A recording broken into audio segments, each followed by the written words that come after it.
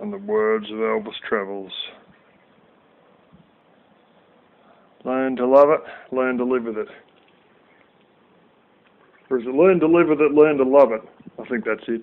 Anyway. Yeah, I could sweep around there and I could put that saw away and maybe even the one under there, but it's all pretty tightly packed in here. Yeah. A lot of bloody cardboard and plaster. The saws and the bits and pieces, and I've still got plenty of room.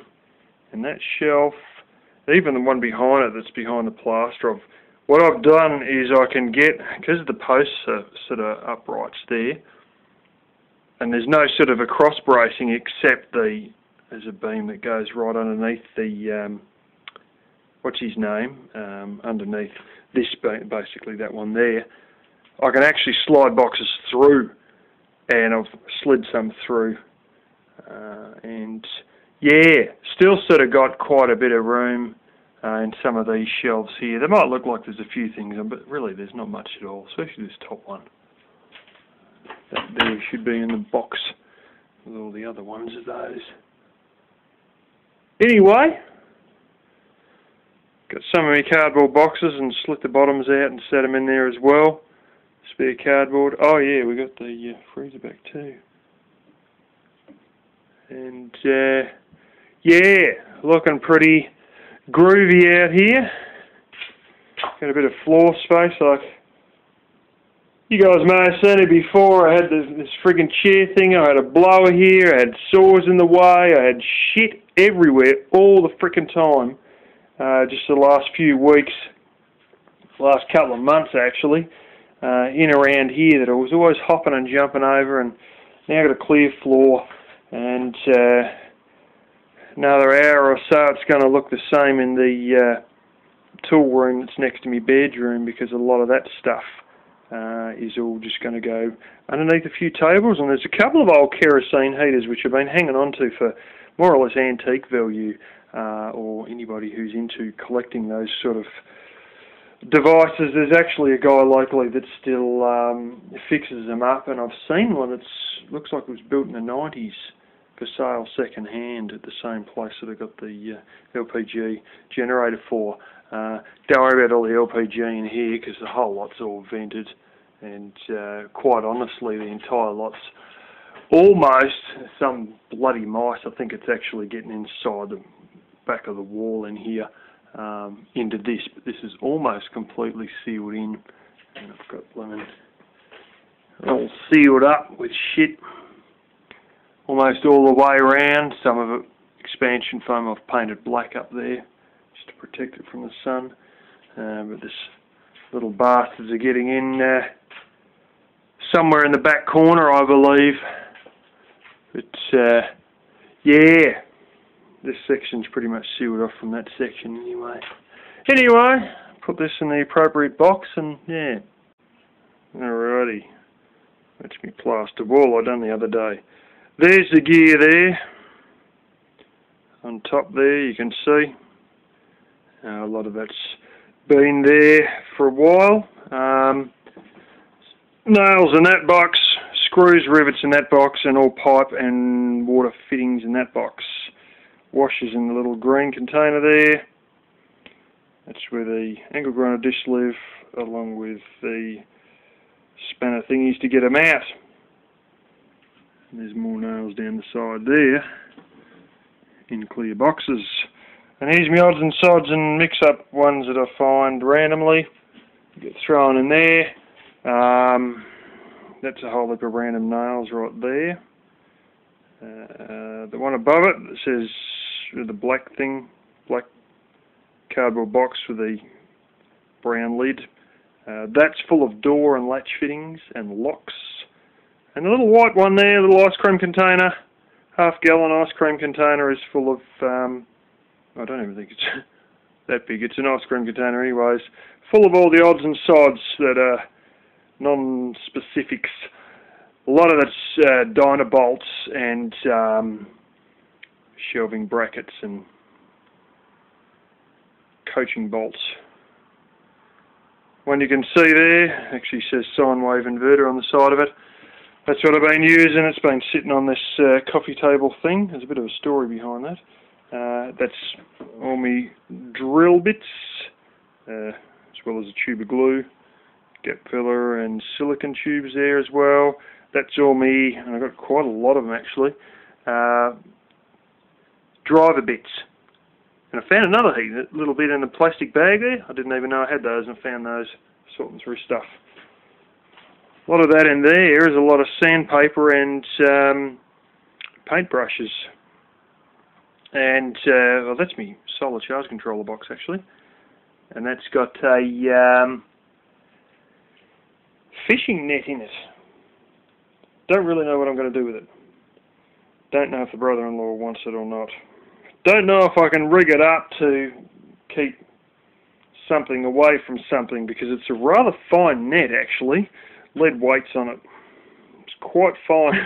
It's finer than Avery mesh, I'll put it like that, but it's only cottonish stuff. Had a whole heap of tools under there. They all fitted nicely in the box, aside from a Bosch Professional cordless screwdriver that has very, very similar batteries to the Makita 12 volt drill there. I mean, so shockingly similar, I can almost fit them into each other. Anyways. Oh yeah, I've got a bit of sulphur under there, and that's some sort of a flea powdery thing on the right there that's basically sulphur based and got some other sort of a root.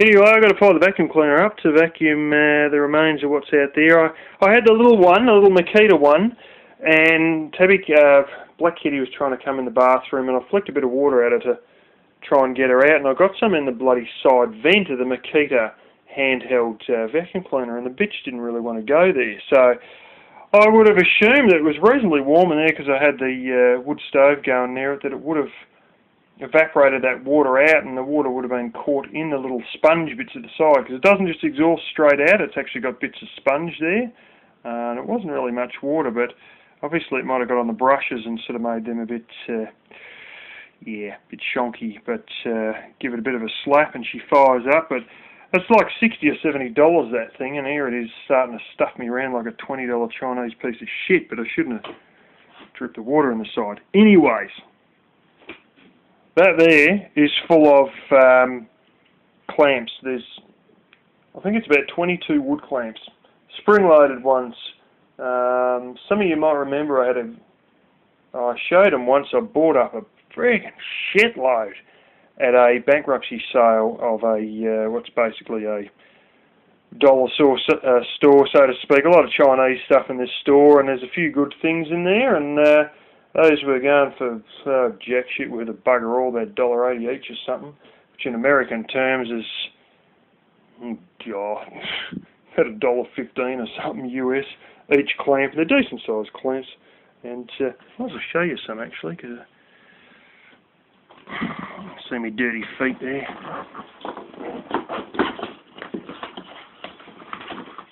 That's them there. Friggin' heaps of them. By hell, they're highly sprung. Anyway, yeah, close that in a second. This thing here is actually a bed head, same as the one I had laying on the front lawn, and obviously it needs a bit of a vacuum and a wipe down itself, which is what I'm about to do with all this floor in a second. Well, what I haven't already done. Although it looks shit, I'll give it a bit of a...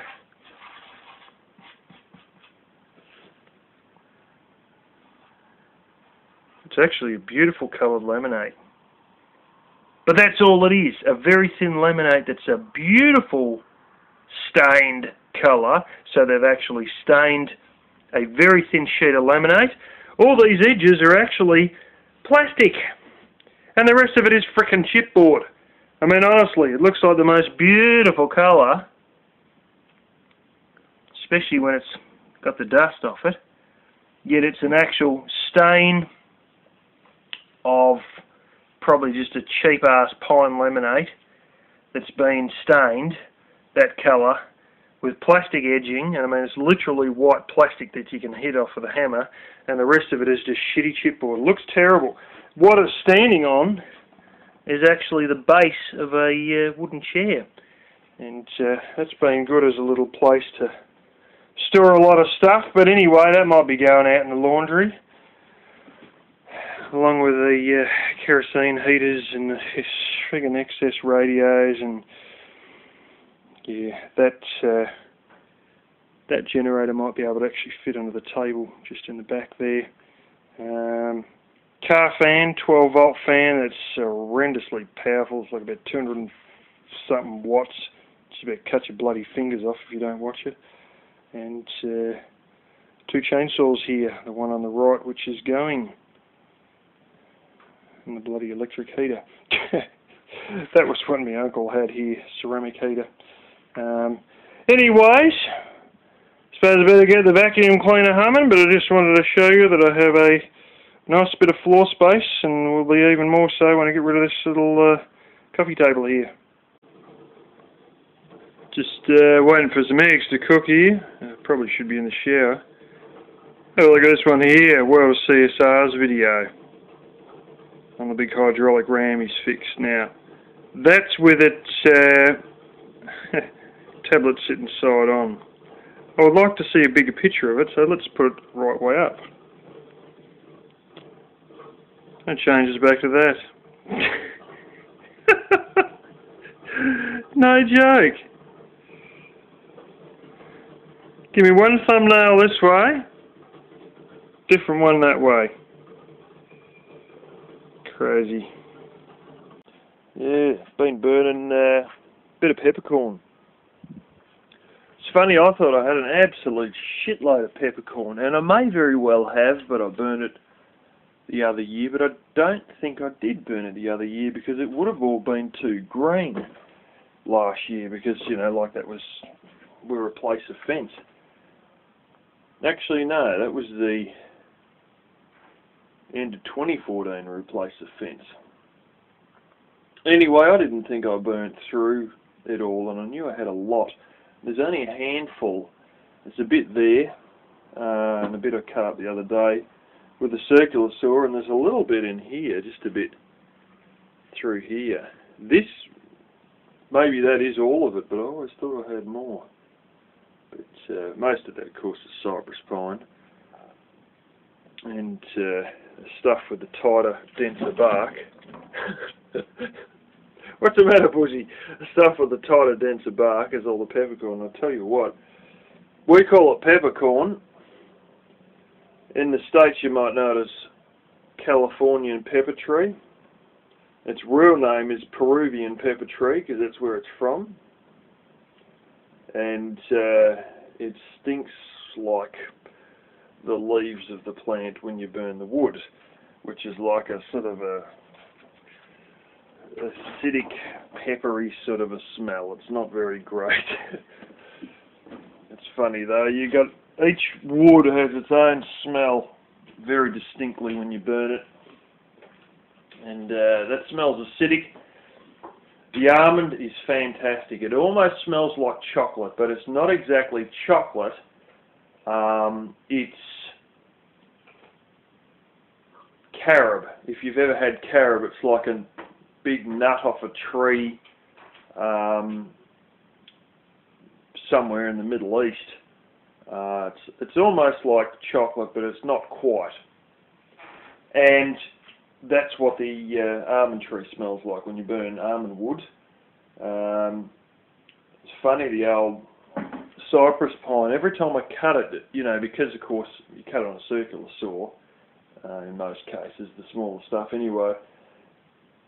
I remember as a kid, you know, I was only like about 8 years old, I'd be chewing pencils, and not exactly a carpenter's pencil or anything like that, but that same sort of a thing, you know, you'd have we called them lead pencils, in this state they call them grey leads, but you know, just your normal drawing pencil, and a little round one, I'd always be chewing on the end of it, you know, it's just habit sort of thing. And the taste of that wood and the smell you get when you cut cypress pine I cut through it, and you can smell the smell of it as you're cutting it. You can smell the end of the wood, and it's like a flashback to when I was a kid, 8 years old, chewing the end of the pencils. It smells absolutely identical. There's not one difference, not a bit. I don't think the pencils are made out of cypress pine, but maybe they were, because I tell you what, it is an absolute exact flashback to your childhood when you smell the cypress pine, and you get that same smell as, you know, the saw blades going through it as well. I didn't mention it. I sort of did, and the video came out terrible. We couldn't hear anything. Black Kitty, oh, there we go, success. Black Kitty got another mouse this morning, brought it in. I cracked the shits as usual. Didn't get it on the bed this time. And basically she thought if I eat it real fast, then he won't be angry for me having it in here. So she gagged it down as quick as she could. And might see the sheep there. Finally, I've got some sheep eating it. At least one. Not going to scare the sheep away. I put it out there for Door Knocker, and Door Knocker wasn't going to come and eat it. She stuck a nose in it, but this is when I had the rabbits. Bag of stuff there. $7 a bloody bag, and I got 2 little bags. I mean, they're only tiny little bags. I don't know if you can see there, it's got sunflower, I might be able to see there, a bit of cracked corn. They basically got cracked corn, cracked lupins, which is something that's very common in Western Australia, but not so common over here. I've seen them in gardens in Tasmania, but we used to grow them as stock feed when I was a kid. And you get a bit of, you know, high quality, very high quality sort of hay or whatever,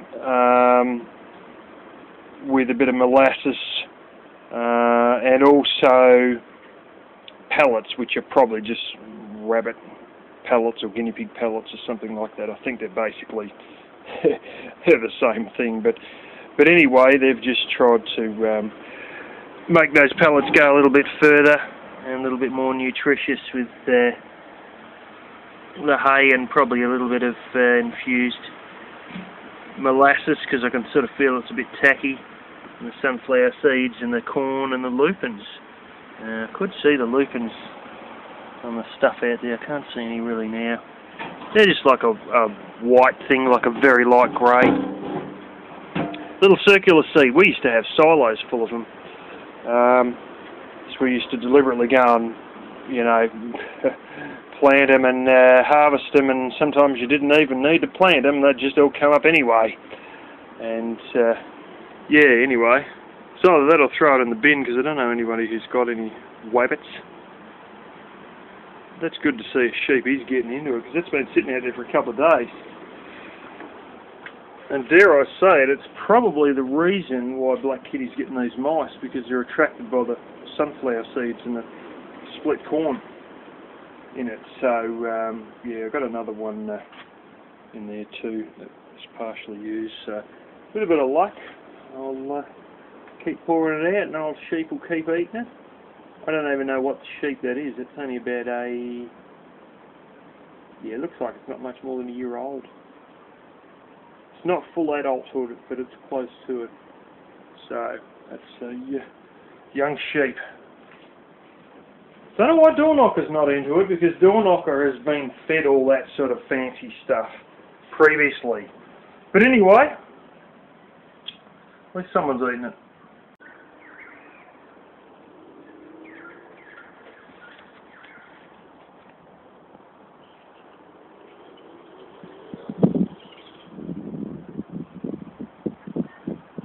Flying foxes. They're bats, basically, that have a fox-like head. This whole area has been infested with them for quite a few years now. Of course, they try to kick them out of the gardens at the capital, and they come here, and then it's like, well, stiff shit, it's your problem now.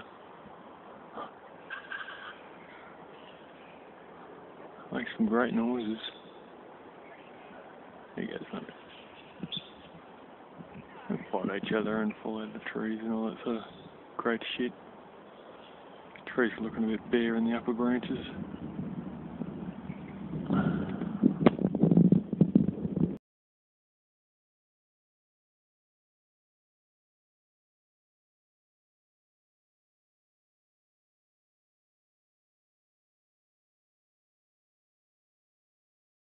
Alrighty, what I showed with the seeds there, I just wanted to point out, I've got silver beet here, the stuff with the big, thick, about 1.5 inches, sometimes nearly 2 inch wide, white stems, and I had a viewer think it was perpetual spinach with the little thin stems that are probably only about 1/2 inch. What I've got is the thick stem stuff. It seems as though, according to the seed packets here in Australia, they'll call perpetual spinach the stuff with the thin stems, but that's not what I've got. I've got the thick stem one, so I just thought I'd put that out there. That's actually, I've got some of that in sprouter. Don't know how good this is all going to be at this hour. There's my alfalfa, and I've got the other stuff down below. Along with a couple of lettuce that I found. Happened to be in a little plastic packet with the, what's his names, with the spinach. Anyway, I have bought some other seeds.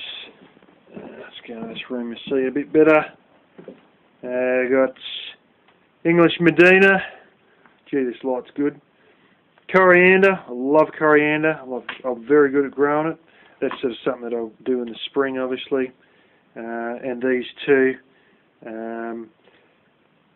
cherry tomatoes, but they're black cherry tomatoes, which they come out like a burgundy colour. Beautiful, sort of a deep red. I've got 2 of them. I'll probably only use one, about 75 seeds each, so obviously I'm not going to go plant the whole lot of them in 1 year. And some broccoli. This is supposed to be green sprouting, which is the one that sort of tries and reshoots. Not that I was too worried about getting that. Ones that say country value, $1.49 each.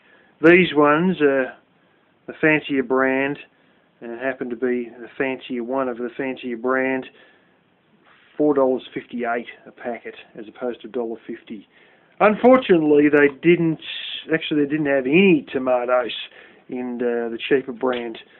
There's another one I might get called Moneymaker, which is larger tomatoes that throw out quite a lot. I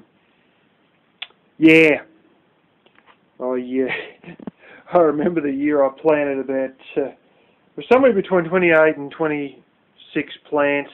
I usually say about 27. I sort of lost count of cherry tomatoes, and they weren't Tommy Toe, they were ones that were a little bit bigger. I can't even remember the damn variety, but holy smoke, it was like the friggin' tomato apocalypse. It was ridiculous.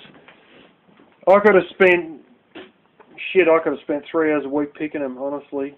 But it was beyond the joke. Initially I picked them as they were ripening, and of course, a bit like the figs, you start with a few, and then you get to the point where they all ripen at once, and it's like a friggin' avalanche. And I gave up, and I would only pick them once a week, and then half of them would be bloody rotten, because I should have picked them 2, sometimes, maybe nearly 3 times a week, but at least twice a week, and every second or third day. And I didn't, and I just got sick of them, and they were just everywhere, and the seeds ended up in the pots, and I had tomato plants sprouting in the same pots the next year without even trying, because of all the seeds from all the ones that had gone rotten, and oh god, just went crazy. This year I hope to get a similar amount in, possibly more. I'll make a good go of dealing with them. I hope I can actually pick them enough in time. They're actually quite expensive, the little cherry tomatoes. Anyway, onwards and upwards. The backhoe, because the hydraulic ram on it is pretty. It's fixable, but like a lot of these things, it's going to be a long time to fix it. So he's decided that for the interest of getting the hell on with these things, he's going to. You can still move the arms, so you can get the arms to sit up. There is a pin that you can put in, as I thought, but he said a lot of times people accidentally used to knock the levers getting, well, not in or out, but on occasion they knock the levers and they just bend the damn pin. But those hydraulics still work. You can set the thing up, just it means that the bucket will be flopping around. And you can actually take the bucket off because it's got a skinnier bucket and a wider bucket. And he said, well, I don't really want to take it off. And I said, well, at least just put a bit of wire around it to stop it flopping around all over the place. And then you just use the front end loader as a front end loader. And he can try and do what he's got to do. And also, hopefully, it seems as though we will be able to get the box thorns here piled up. Hopefully, he's got to try and work out these bungs to go on the end of the open hoses. There's only two that are going to be worked out. He's got an idea he's going to use a washer that's a copper washer he's made up or something, I don't know. Anyway, with a bit of luck, that should all be going. Just means that we won't be able to use the backhoe, but the arm can still be tucked up high, as it usually is when they're travelling. So that's good to know that. The whole lot's not flop, just the bucket. But of course the loader bucket's fine, so we can push up the box thorn, and it does have a loop on the front of it, so we can hook chains to it, and the couple that I've just cut off with a reciprocating saw and we've got to tow up about 10 metres or so, we can tow them up using that loop on the front of the bucket and just put the loader in reverse. And yeah, I'm glad we're going to be able to do something with it, even if, you know, that's a later job of fixing the actual backhoe part, which definitely will be a later job. In that, we've got to start rushing on a few things, being those weatherboards out here. I've got to go and get this heated propagation tray next week as well. And, you know, I'm talking on Saturday night. I'm hoping to get those weatherboards done this week, go to the Capitol to get a heated propagation tray and get some fence posts dug in and possibly some fence in. I've got a few more weeks in which I can do that. And somehow, sometime, somewhere, I've got to try and put a temporary roof over that, what's his name? I've got a few ideas with a heated hothouse. I can sit a beam down the middle to give it a sort of like a bit of a gable effect and throw over that pool liner that I've got, and I've also got clear plastic around the corner and black plastic as well. That should do. It's going to have to bloody do. I'll try and build the sides up and then at least put some plastic or pool liner or whatever over the roof until such a point that I can get some sheets, some proper polycarbonate sheets, and then just rip the pool liner off and whack the sheets straight on. And the sheets ain't, oh God, I don't think they're terribly dear, but I can't remember the price, and quite honestly I'm running low on savings, so I want to build the savings up a little bit. And I've got to go and get a job, and then at that point I'll obviously have enough dough to get said sheets. And there are places that I can, you know, well, I can get the sheets on a Saturday anyway, so that won't be an issue so long as I don't work a Saturday. Anyway, in all that, I can still build the wood-fired part in the winter, and even build the roof in the winter, just so long as I make a pretty quick go of having all the materials ready and whacking it on when I get said roof sheets. The other thing I've worked out is I'm probably likely to bog up the tool room in here as well. Reason being, wood heater here, cordless fan, set the cordless fan up near the door, jam the door open here, and heat that room. Heat both rooms. And that's your heat transfer device to heat it into the other room, which means I'll be able to at least bog up, so to speak, stop up as they call it, the plaster walls in there during the winter. Not necessarily the case with the fridge room, but anyway, things just things are going faster and faster and faster lately, and they've got to because of the coming season.